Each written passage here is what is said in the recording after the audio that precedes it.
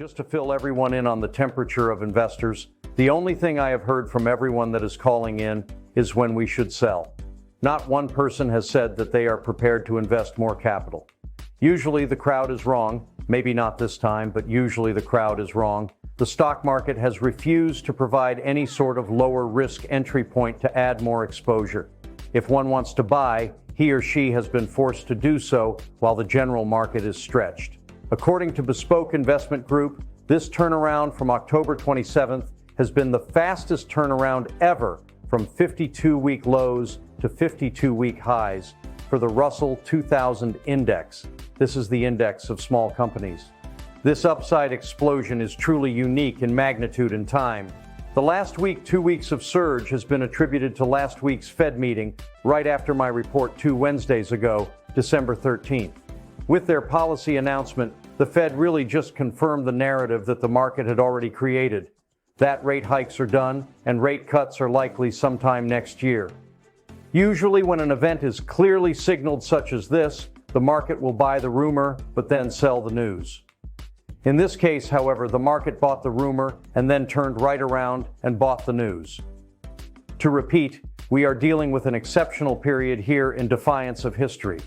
I believe that the difference this time is that first, so much cash is on the sidelines still, and there has been massive liquidation of stocks so far this year. When the Fed does a complete directional policy change like this, there is short covering and outright buying, particularly into year-end, as money managers don't want to be left flat-footed and not participating.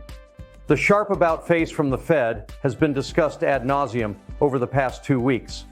Just around 6 weeks ago, Jerome Powell told reporters that the Fed wasn't even thinking about cuts. But at last week's meeting, they signaled a 75 basis point reduction in 2024 is their new expectation. So, what caused this clear, quick shift in policy? I have seen all sorts of reasons provided, from the sensible to the conspiratorial. In the latter camp, some feel the Fed pivot is a coordinated effort to keep Donald Trump out of the White House, with the timing coming right as the former president has gained in polls versus Joe Biden heading into the election year. If there's any truth to this, we aren't likely to ever know what went on behind closed doors, so I don't see much point in debating it.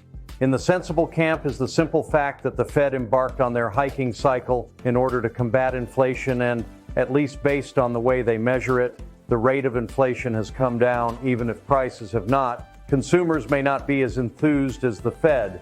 And with the Conference Board's index of leading economic indicators now falling for 19 consecutive months, there is little reason to remain so restrictive and risk forcing the slowdown to accelerate to a dangerous point of no return. This is the impossible, perfect result to shoot for, since every time the internal and global political issues are different, it really requires hard work, hand-wringing, and a leap of faith to time this absolutely perfectly. There are also questions regarding how long the government can continue to service 5% plus rates with the debt load already so large and growing each year. On the other hand, the more cynical may say that the Fed is simply at the mercy of the market, that their policy is more reactive than proactive.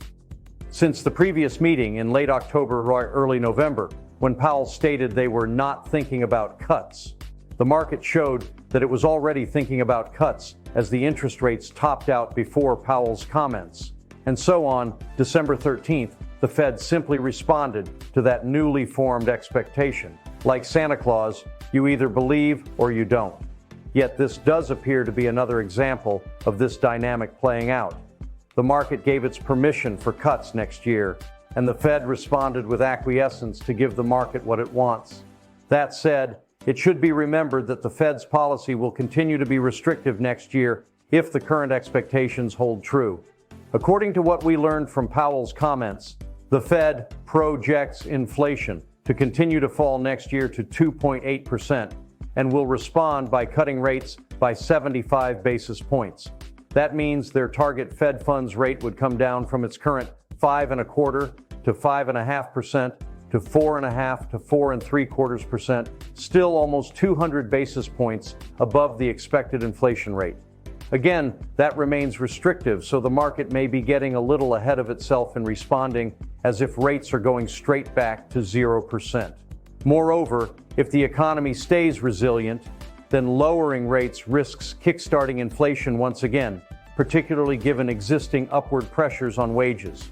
Regardless, inflation is likely to remain above the frequently cited 2% target rate for the foreseeable future, barring a bad recession, though considering it spent much of the past decade consistently below it, such overshooting on the upside could just be a normal corrective response. Of course, these expectations and projections are always subject to change, depending on the new data that comes in and shifts in market expectations. Speaking of the S&P 500, it has shown little interest in either fundamental or technical analysis lately. Neither valuations nor resistance have mattered since the October low, and until that changes, it's hard to really provide any rational analysis for what it may do in the near term.